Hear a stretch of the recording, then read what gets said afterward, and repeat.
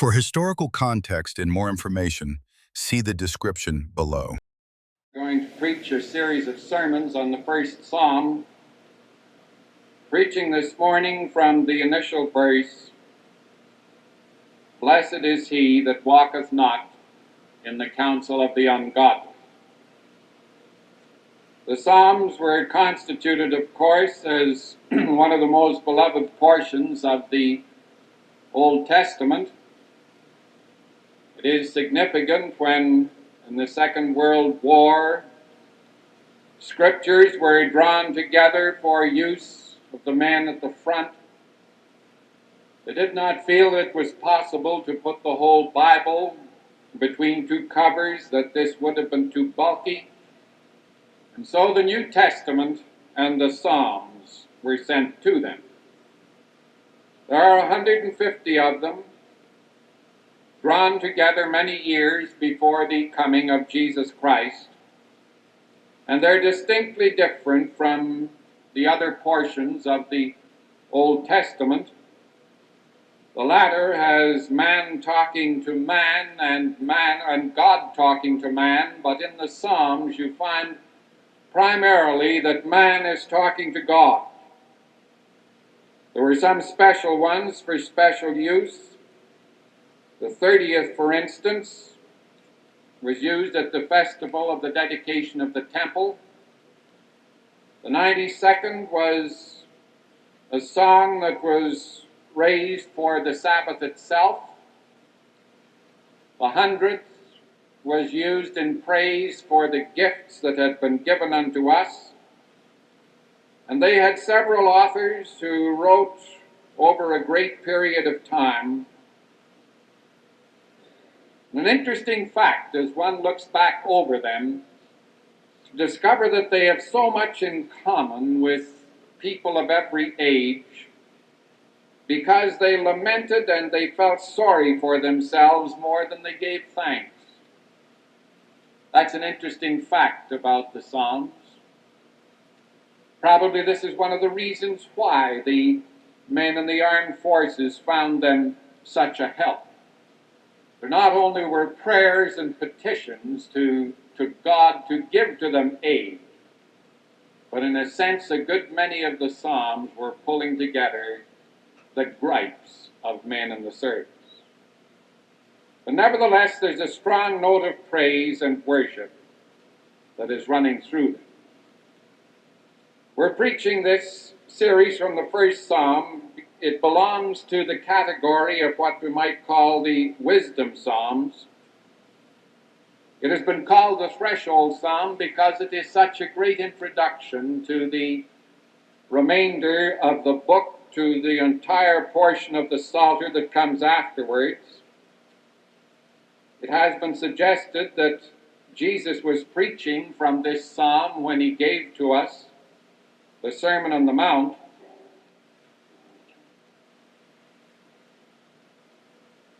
There is a difference, however, in the accent of the two. We find in the Sermon on the Mount that Jesus is accenting the positive, "Blessed are the poor in spirit, for theirs is the kingdom of heaven. Blessed are they that mourn, for they shall be comforted," and so on. Whereas when we look into the Old Testament, we find this negative note, "Blessed is the man that walketh not in the counsel of the ungodly, nor standeth in the way of sinners, nor sitteth in the seat of the scornful." Blessed is the man that walketh not in the counsel of the ungodly. Blessed is the man who does not accept advice from those who do not take God into their calculations, who have no reverence for God, whose lives are lived primarily for themselves and without any consideration of or reverence for God. And of course we know very well that included in that group are a great many more than the thieves and the liars and the murderers.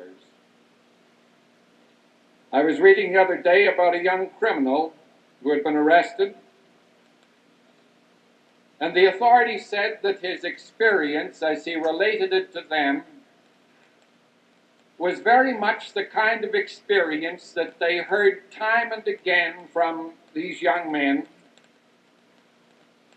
That he grew up in a home where God was not mentioned. And they said, by the way, the church should be making more capital of the fact that such a small percentage of the young men that are taken up by the police were ever in Sunday school. And this young man said that he had not been brought up in a home where he had ever heard God mentioned, and he had never known his parents to go to church. There was no reverence for God, no knowledge of God. He just drifted. He drifted from one street corner gang to the other. At the beginning, he said that he had no thought whatsoever of wrongdoing, but the major portion of the advice that he got from his parents was to the effect that this is a very rough and this is a very cruel world, that nobody is going to give anything to you. If you are going to enjoy it, and it is the only world there is, if you are going to enjoy it, you must take everything that you can from it with dispatch. And you must have no scruples if you can get away with that. I wonder how many children there are who are listening to parents who give that kind of counsel. They're in homes that never gave them anything solid in which to build, never gave them an atmosphere in which they could dream their dreams and they could see their visions, never gave them anything in that home which talked in terms of windows of the soul that might be opened Godward. Northwestern State College of Louisiana made a survey of 2,000 of their young people. Now remember, this was a survey that was made within the last year and a half,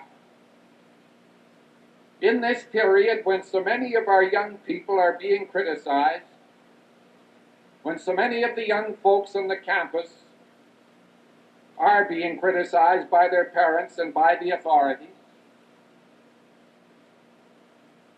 And in this survey, they asked these 2,000 young people,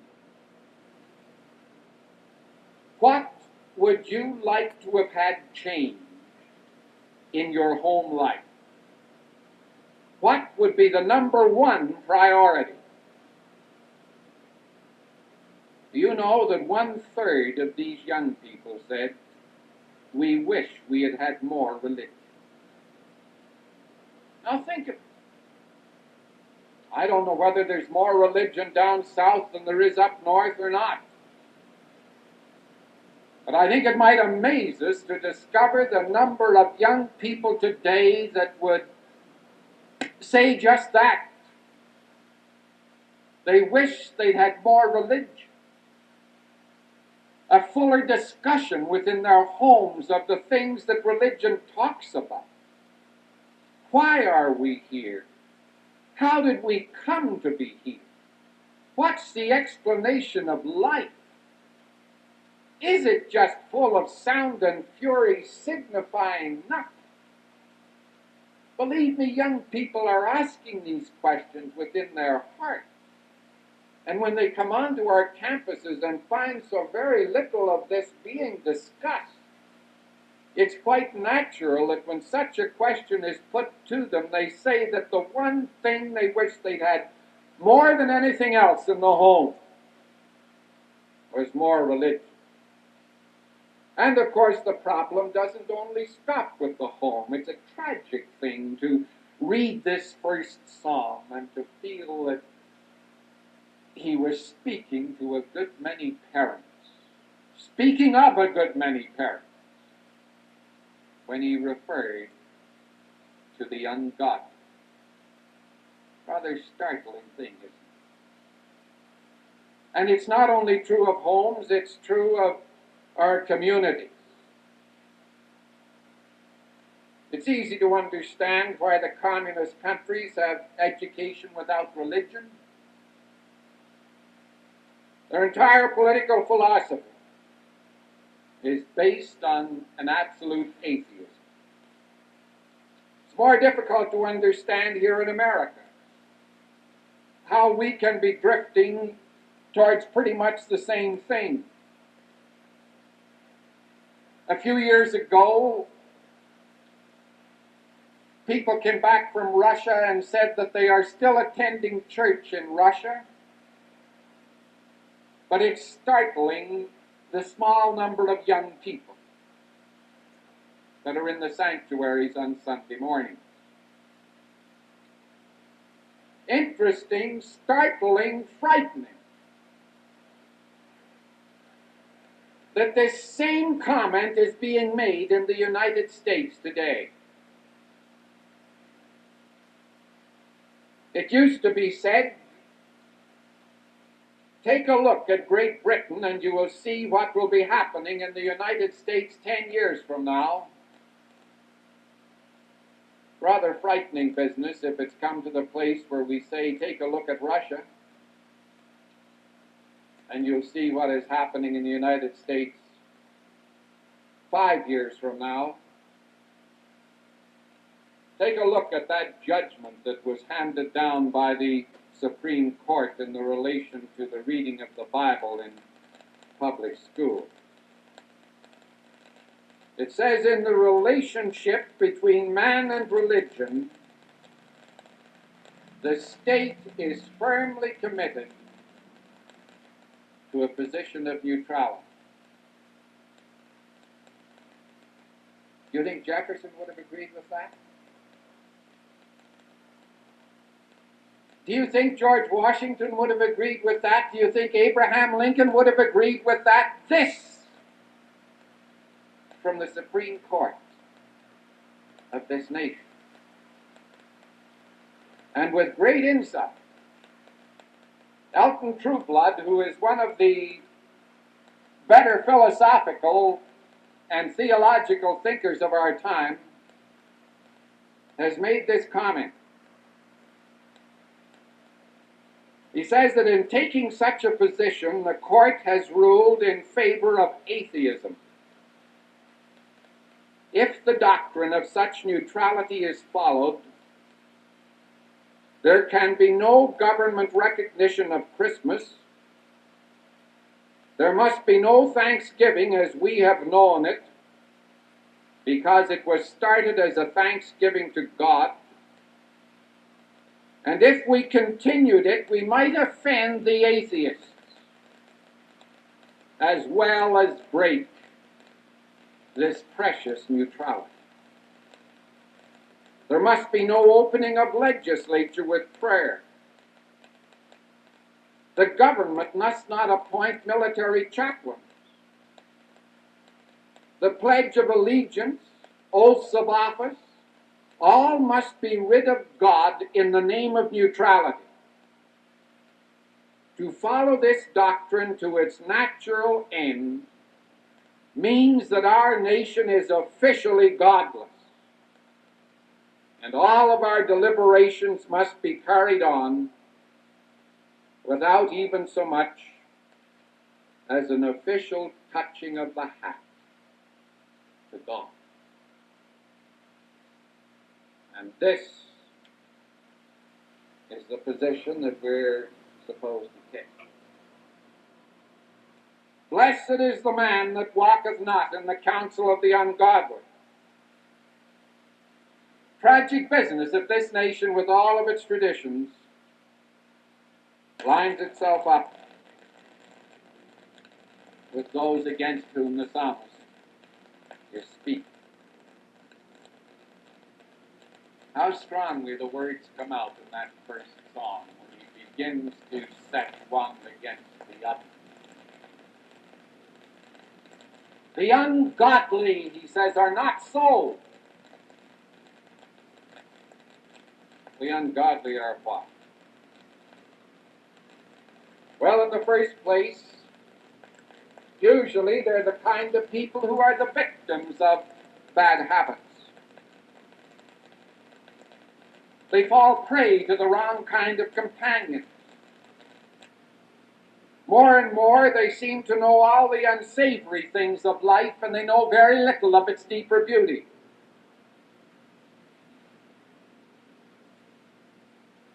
They try to live on the crust, and they never get to that deep bread that the soul demands. And so often it is these people that might have made such wonderful contributions in the world, their souls more bent to serve with their Maker, as Milton would have said, find all of these great graces that God has given to them lodged with them useless. It's the way of the ungodly. It's the way of the irreligious. And as in this matter and in all other matters where people take their stand against God, sooner or later they come to the place where they pay the price.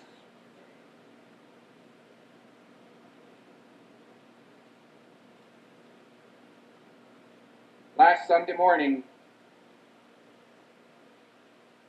we worshiped in that great Riverside Church in New York City. I remembered the many times that I had heard Dr. Harry Emerson Fosdick in that pulpit.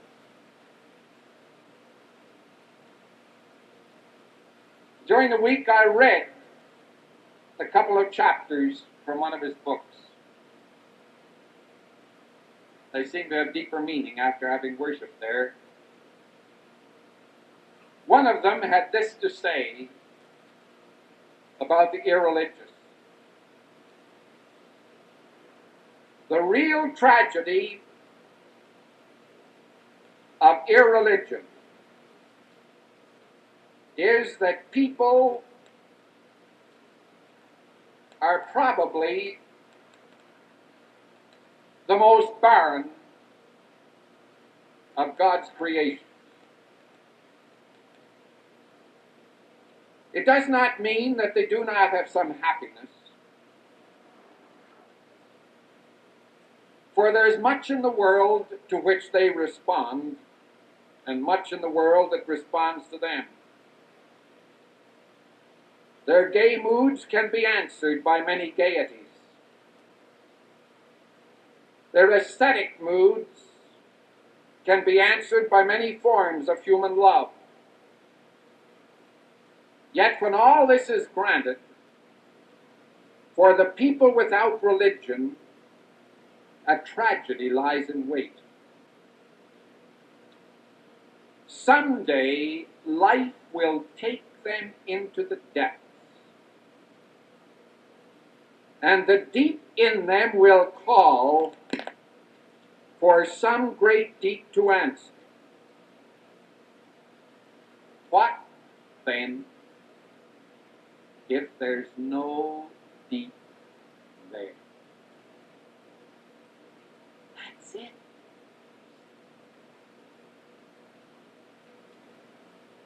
There's so much in the world that responds to the ungodly.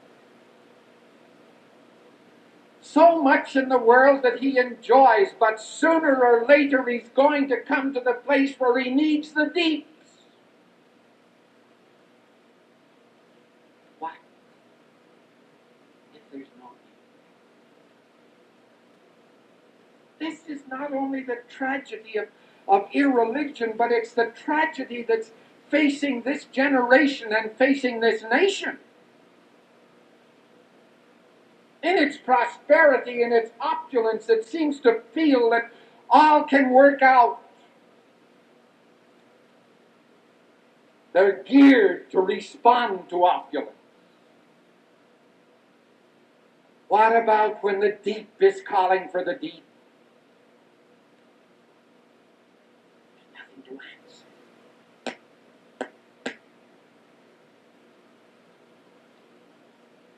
Probably the significance of it is best illustrated in terms of the blessedness of the godly person. The godly person is a person who faces life with faith. The godly person is one who has learned what it means to take the leap of faith. That happiness is something that comes from being loyal to the highest thing we know. Many a person has had disaster threatening his life, and the remembrance of God has brought him back. Remember again in one of the Psalms where it speaks of being at wit's end. Thank God. For the ungodly, this isn't so. This is a blessedness of the godly. This is the contrast, you see. This is a different camp completely. I recall a Christian and hopeful came to that place where the way was rough and where their feet were tender and where they were very much discouraged, and they looked across the fence and they saw this beautiful green grass. And so they made their way to it, but it was there that giant despair came and caught them and took them over into Doubting Castle. And when they escaped, they put up a sign by the stile over which they had gone to the green grass. And there it was they warned those who were to come that way. Over this stile is the way to Doubting Castle, which is kept by giant despair, who despises the king of the celestial city and seeketh to destroy his holy pilgrim. The counsel of the godly is the counsel based on the faith that there is a God who can help us in our struggle against giant despair and against Doubting Castle. Remember, Sherlock Holmes said of his great assistant, "My dear Watson, you are my one fixed point in a world of change." My one fixed point in a world of change. This is the blessedness of the godly. In God they have their fixed point. When everything else they has turned away from them, then God. The one refuge to which they can turn, the one rock that they know is solid, the one compass that they know is sure. So the blessedness of the godly. I once read this definition of being lost. Being lost means not knowing the relationship of where you are to where you ought to be. Think of that. Being lost means not knowing the relationship of where you are to where you ought to be. It's the counsel of the godly that has shown the people a bridge between those two things. I think one of the most readable of the more dramatic works was If Winter Comes. In one place it had this to say: life is all wrong, it's stupid, it's cruel, it's blundering, but it means well. Those short, terrible, self-confusing the words that are probably the hardest for the ear to hear, I meant well. Some frightful blunder committed, some irreparable harm has been inflicted, and that piteous, that heartbroken cry that comes to people, heartbreaking, maddening, infuriating, I meant well. Why didn't someone tell me? And then he goes on to say, life means well, half good. It does mean well. It only wants someone to tell us where it's going wrong, where it's blundering, and why it's just missing all that it needs to do. Why is it just missing all that it means to do. Well, the counsel of the ungodly is not going to do very much to help us through that. Life means well, but it needs the help of God to bring it to fruition. Life means well, but it needs a different kind of style over which to go. It needs a style that has to do with faith, that has to do with leap into a beyond when everything else seems to have turned against one, still to believe that there's a God here. It's not enough just to say life means well, but life is good, so long as one has faith in God. Such is the counsel of the ungodly.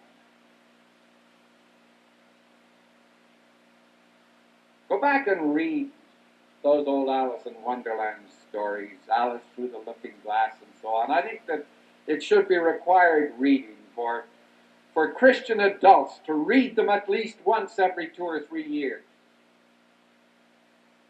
That profound portion, for instance, in Alice Through the Looking Glass, where Humpty Dumpty says that the king has promised me with his very mouth to send all of his horses and all of his men.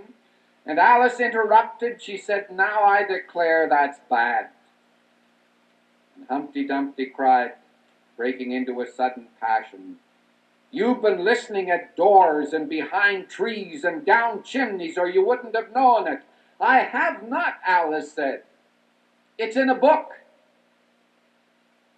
"I haven't. It's in a book. I haven't had to listen to what's coming down chimneys, and I haven't had to hide behind the trees. It's in a book." Here's where the godly turn, you see. Oh, some parts of the Bible aren't as bright as others. There are some dark spots in it, just as there are dark spots in the sun, but the sun's so bright that you don't notice the dark spots. For the godly, it's in a book. So they've an added dimension to their living. The great ones have always felt that they had a direct line to God. Thrilling to read the story of Moses and to see how sure he was that the Lord was speaking directly to him. That place, for instance, where the word came to him that the people of Israel should be in the move. "The Lord our God spake unto us in Horeb, saying, Ye have dwelt long enough in this mountain." And then in the Gospel according to John, you find that Jesus is saying, "Father, glorify thy Son." And then came a voice from heaven saying, "I have both glorified it and will glorify it again." And in the book of Acts, the God of our Lord appeared unto our father Abraham, and said unto him, "Get thee out of thy country and from thy kindred, and come unto thy land, which I shall show thee." Time and again, this direct word from God which made them sure that he was with them. One of the great minds was G.K. Chesterton. You know something of the difficulties that he had with his faith, how he became so completely secular. For those who feel that probably they have outgrown a faith in God, I would ask you to go back again and study one of the prophecies of Chesterton. For many years he sought substitutes for his faith. He had drifted completely away from religion. But he came to the place where he said, "I was like those men who set off from England to find a new island. They, like Abraham, sought a new country. Finally, they came to a shore that they thought would fill the bill, but after they had pulled up their boat and run up their flags, they discovered that they were on the very same coast that they had left.